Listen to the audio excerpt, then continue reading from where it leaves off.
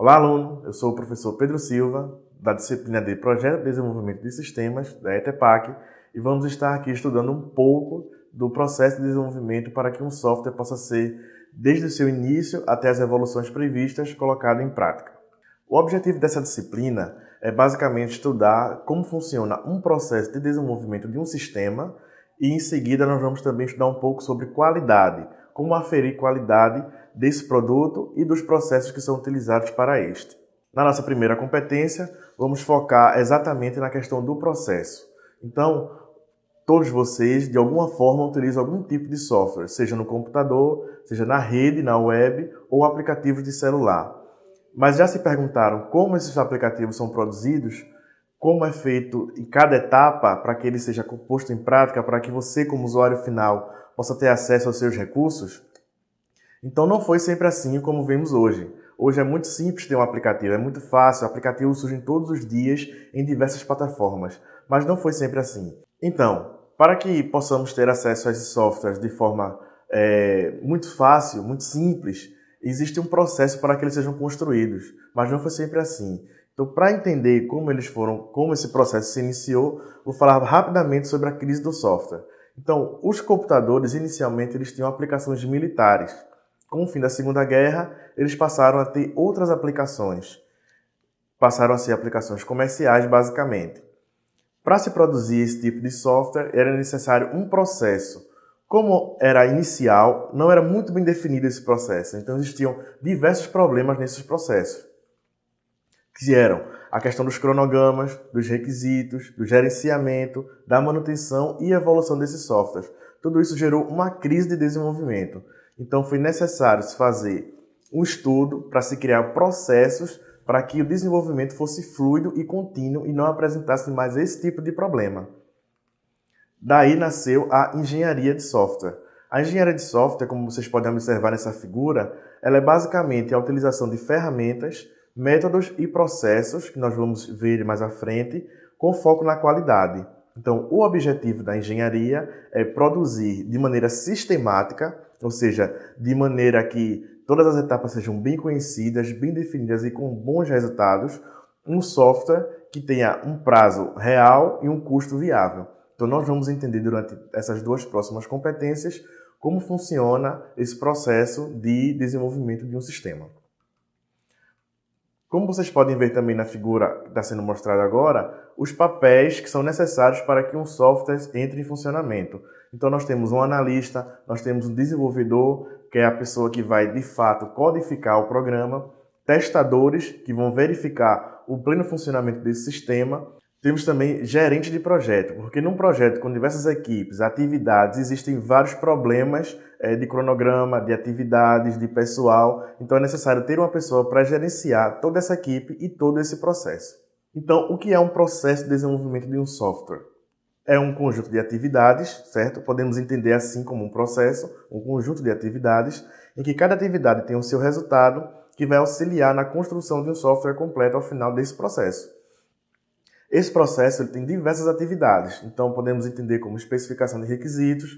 Requisitos vamos entender como sendo as características que o software precisa ter e as funcionalidades que ele precisa realizar. Então, depois de uma análise de requisitos, nós vamos ter um projeto que vai definir como esses requisitos vão ser colocados em prática. Vamos ter um projeto de implementação, que é como o programador vai codificar esses requisitos. Vamos ter também um processo de validação, onde o software é testado. E, por fim, quando o software entra em funcionamento, ele ganha novas funcionalidades e esse processo chamamos de evolução.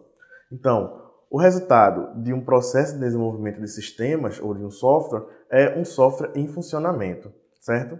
Atrelado a esse conceito de processo, nós temos as fases, que é um período de tempo durante aquela que a atividade vai ser realizada, e as disciplinas. Podemos entender como disciplinas cada etapa dessa: requisitos, teste, desenvolvimento, validação e evolução. Visto que é um processo, nós vamos entender agora quais são as aplicações desse processo. Então, o processo é definido de forma genérica, são atividades que genericamente são utilizadas para desenvolver um sistema. Então, existem metodologias que são aplicações desse processo. Nós vamos entender aqui rapidamente como esses processos, como essas metodologias evoluíram ao longo do tempo. Então, Cada metodologia dessa aplicou as funcionalidades, as atividades básicas de uma forma que atendesse à sua necessidade. Ao longo do tempo, essas necessidades foram evoluindo e os processos também passaram por mudanças. Então, nós vamos aqui entender rapidamente como funcionam esses processos que eu escolhi para mostrar a você a evolução do processo. O primeiro é o modelo cascata, como vocês podem ver na figura que está sendo mostrada. Então, o modelo cascata é considerado o primeiro modelo de desenvolvimento de software. Ele tinha atividades bem definidas e funcionava de fato uma após a outra. Ele tinha a atividade de comunicação, que era a parte de levantamento dos requisitos, o planejamento, que seriam estimativas, cronogramas e como seria o acompanhamento do projeto, a etapa de modelagem, que seria a análise dos requisitos coletados, e o projeto como seria executado até o fim, a questão de desenvolvimento, testes e por aí vai. Tem a etapa de construção, que seria a codificação de fato e a realização dos testes, e o que ele chama de emprego, que seria a entrega do software para o cliente e a sua evolução e o seu suporte durante o seu funcionamento. O modelo cascata ele é bem antigo e ainda assim sofre muitas críticas por ter esse modelo mais engessado, por ter etapas bem definidas e que cada etapa deve só iniciar quando a anterior terminar. Isso fazia com que o software demorasse muito tempo para se entrar em evolução. Então, ele é importante para a gente entender como funciona o processo, mas ele já não é tão utilizado. Nós vamos entender por quê. Com o passar do tempo, houve a necessidade de que algumas atividades fossem intercaladas durante o desenvolvimento. Então, o modelo cascata já não servia por ser tão engessado. Então, se existia a necessidade de se testar um pouco antes de se entregar ao cliente, existia a necessidade de saber como ficaria o produto final. Então, o modelo que nós vamos ver agora é o prototipação, que vocês estão vendo aí na tela. No modelo prototipação, foi inserido esse elemento protótipo, o que seria uma tentativa de mostrar a um usuário final, a um cliente, como ficaria esse projeto, esse sistema. Então, foram criados esses tipos de protótipos para que pudessem ser, durante o processo, validados, coletados requisitos através dele, para que pudessem mostrar ao cliente como seria. Isso ajudaria não só na questão do requisito, mas também no feedback do cliente para saber se estava atendendo ou não o que se esperava. O modelo prototipação, ele basicamente tem as mesmas atividades do modelo cascata. Como vocês podem ver, elas agora são dispostas em forma de círculo, de um ciclo, na verdade, porque esse ciclo passava a ser executado diversas vezes até que se chegasse a um produto final. E vocês vão ver também, a modelagem, ela tinha um protótipo rápido, um projeto rápido, ou seja, não ia mais desenvolver o projeto até o fim para que pudesse ser testado, ser validado com o cliente. Ele ia desenvolver uma parte do sistema, que ele chama de protótipo, para que o cliente pudesse validar e a partir dela ele pudesse evoluir em outras versões. Baseado no modelo prototipação, nós vamos ver o modelo incremental. De onde vem o termo incremental? De incremento, ou seja, o software agora não passaria mais a ser desenvolvido por completo como era no modelo cascata. Ele agora passaria a ser desenvolvido em etapas, em funcionalidades, em incrementos. Então, cada planejamento daquelas mesmas atividades que nós vimos, elas são realizadas para apenas uma funcionalidade, vamos pensar assim. E ao fim de cada incremento, ao fim de cada ciclo, entendendo como ciclo passar por todas as atividades, uma nova funcionalidade é adicionada ao software. Então assim, o cliente poderia ter uma visão do que estaria sendo entregue e poderia também validar por partes, o que melhoraria o feedback dele em relação ao produto. Ao final dos diversos incrementos, não existe um número real, quantos forem necessários para que o projeto possa ser entregue, a gente teria um software rodando com qualidade e atendendo às necessidades do cliente. Baseado em todas essas mudanças que nós vimos até agora, foi criado um modelo unificado. Como o próprio nome diz, a ideia era unificar todas as vantagens que foram sendo desenvolvidas ao longo dos projetos, ao longo dos modelos, das mudanças dos modelos. Então, o modelo unificado visa trazer as melhorias que foram ao longo do tempo sendo implementadas dentro dos processos num modelo só. Então ele tem a concepção, a elaboração, a construção e a transição. E também o termo iteração. A iteração seria a passagem por cada uma das etapas de uma vez.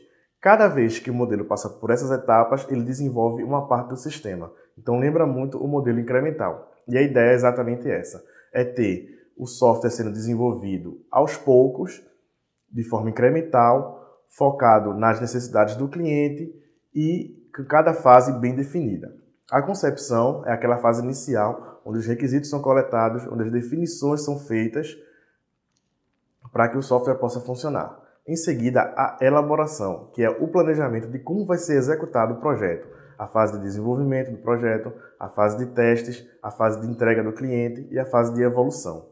A construção é, de fato, a fase onde o projeto é desenvolvido, com todas as suas etapas planejadas na atividade anterior. E a transição consiste na entrega do software ao cliente e na sua evolução com novas funcionalidades e também baseado nos feedbacks do cliente. Algumas características do modelo unificado são: eles são dirigidos por caso de uso. O que é caso de uso? Entenda caso de uso como sendo uma necessidade do cliente. Então você, como cliente de um sistema, tem a necessidade de se cadastrar nesse sistema, de ter lá login e senha. Então a gente pode entender como sendo um caso de uso. Esse caso de uso vai ser colocado no projeto e vai ser desenvolvido pela equipe. Então a ideia é ter vários casos de uso e dentro desses casos de uso eles serem desenvolvidos etapa por etapa. Centrado na arquitetura. Podemos entender como arquitetura a construção do sistema. Então, a parte de infra que vai ser utilizada, a parte do que vai ser codificada, banco de dados, então, o modelo que vai ser utilizado. A arquitetura é, de fato, o desenho do projeto do software. Então, após os casos de uso, é feita uma arquitetura muito bem escolhida, definida, detalhada, para que isso ajude no processo de desenvolvimento. Ele é iterativo e incremental. O que isso quer dizer? Quer dizer que em cada etapa que as atividades são executadas, eu vou ter uma nova funcionalidade do sistema. Eu vou ter mais um pedaço do sistema disponível.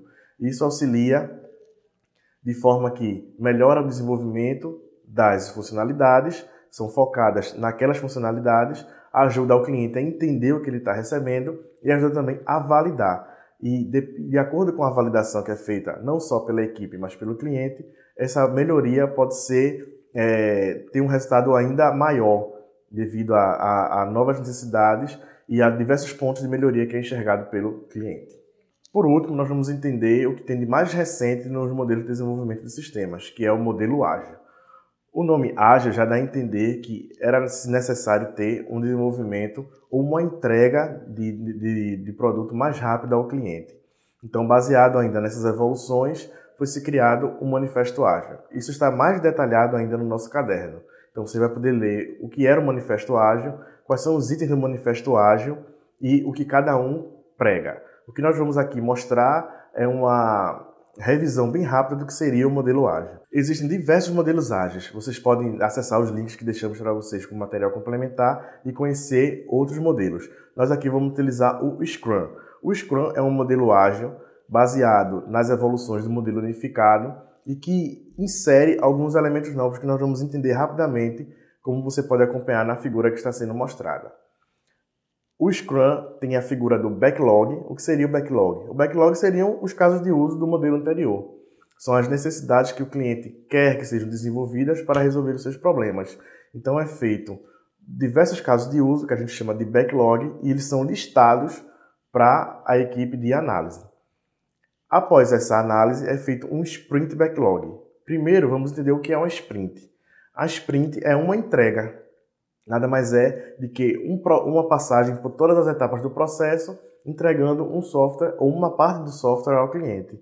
Então, a sprint vai entregar um conjunto de backlogs, que são selecionados pelos analistas, clientes e desenvolvedores, por toda a equipe, e eles são listados no Sprint Backlog. Então, o Sprint Backlog é uma lista de necessidades que o cliente quer que sejam desenvolvidas. Após a escolha da Sprint Backlog, é feito uma etapa de desenvolvimento. O Scrum prega que uma etapa de desenvolvimento não deve durar mais do que um mês, porque assim você entrega uma funcionalidade mais rápido, o cliente vai ter acesso a um produto mais rápido e você também não pode aumentar muito o tamanho da Sprint Backlog. Então tem que ser muito bem escolhido, muito bem selecionado e também não pode ter diversos itens para não atrapalhar o tempo de desenvolvimento. Passado esse tempo de desenvolvimento, um pedaço desse produto é entregue ao cliente. Então o cliente vai verificar se aquilo atende, se está no caminho certo ou se precisa de melhorias. Os modelos ágeis também trazem outros paradigmas que a gente vai entender rapidamente. No caso do Scrum, temos a figura do Scrum Master. O que é um Scrum Master? É uma pessoa que entende muito bem os processos, entende muito bem como deve funcionar esse modelo e vai auxiliar durante as etapas de desenvolvimento em problemas que possam surgir. Ele não é necessariamente um gerente do projeto, essa figura também existe, trabalha em paralelo, mas o Scrum Master é uma pessoa que entende muito bem o processo, como ele vai se desenvolver e vai auxiliar durante todos os problemas que possam surgir nessa etapa. Bom, nessa primeira competência, vimos rapidamente o que seria a engenharia de software, alguns modelos e, de fato, para que serve o processo. O ideal é entender que um processo de desenvolvimento auxilia a entrega de um produto com maior qualidade. Esse é o que precisamos entender até agora. O ideal é que você leia o caderno, competência 1, faça as atividades e nos procure no fórum em caso de dúvidas. Na próxima competência, nós vamos focar um pouco mais na questão da qualidade. Vamos entender o que é qualidade de software e também qualidade do processo. Esse processo que estudamos agora, ele também precisa ter qualidade. Nós vamos entender como é que funciona a aferição de qualidade desses processos. Até a próxima!